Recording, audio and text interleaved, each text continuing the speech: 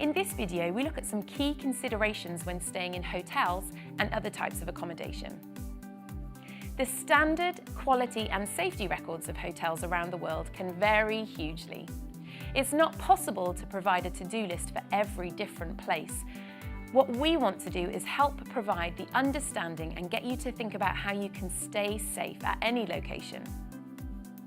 When you arrive at your chosen hotel, remain aware and pay attention to your surroundings to see what's going on. I always insist on keeping my luggage with me, and I don't allow it to be taken to the room by the porter.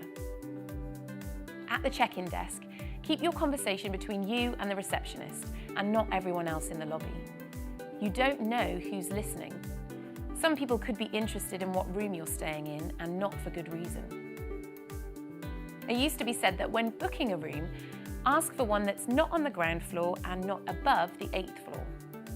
This was to prevent easy access by someone trying to get in on the ground floor, and because fire ladders often can't reach above the 8th floor. This is not always possible to do. Perhaps the only room left is on the ground floor, or the hotel is on top of a mall or business centre, and you might only be able to stay on the 10th floor or above. Don't worry about this. It's part of staying in that hotel, and the other points in this video will help you stay safe in that situation. When you go to your room, you might be shown around the room by a porter. Check it out with them present. If not, then have a good look around, and you'll need to check first a few safety points. If you have a balcony that can be reached from another room, your door to it needs to be kept locked. Ensure that doors to all connecting rooms are secured and that you feel completely safe in your room. If you have any concerns with your room, speak to reception and get it fixed or request to be moved. Once you're happy with your room, prior to unwinding, have a short walk around the hotel to familiarise yourself with your surroundings. Make a note of emergency exits and procedures in relation to your room. Do you know how many doors you must pass through to get to the fire escape? It might seem straightforward, but not with a smoke-filled corridor in the early hours of the morning. Know what you need to do and how to get to safety should the worst happen. The following tips will help you remain safe during your stay.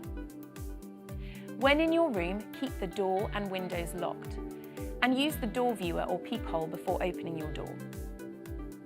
Room safes are not 100% secure, but they are better than leaving valuables unsecured. Indicate that your room is occupied even when you're out by using the Do Not Disturb sign, the lights or the TV. Be aware of suspicious phone calls and always check with the front desk or security if you're not sure.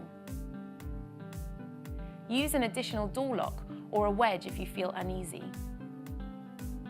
Always have a bag packed in event of emergencies so that you can get out in a hurry with your key essentials. We've pointed out the safety concerns relating to hotels, but when you're travelling, you can also use other forms of accommodation such as Airbnb, villas, hostels or campsites. It's not always possible to take the same safety precautions at these locations as with hotels, but where you can, you should. Airbnb has loads of great uses, but like many hotels, it also has safety concerns. Always do your research beforehand and find out if the neighbourhood is safe and any other safety concerns that you might have. Read reviews from previous guests. If in doubt, try to find somewhere else. Villas can be a great place to stay with the added comfort and safety of a normal house. However, remember that you're not the only one with a key. And depending on what's been arranged, you may have cleaners. So think about keeping your valuables out of sight and not an easy target. Extra care must be taken when you're staying at hostels and campsites, as you normally don't have anywhere to secure your personal belongings. You have to sleep in close proximity to other people that you may not know. This can pose its own risk, so be aware of having to use this type of accommodation. As we come to the end of this video, I want to recap on 3 main points that can help you have an enjoyable but safe stay at your destination. Before you go on your next trip, try to ensure that you know the best way to check into a hotel.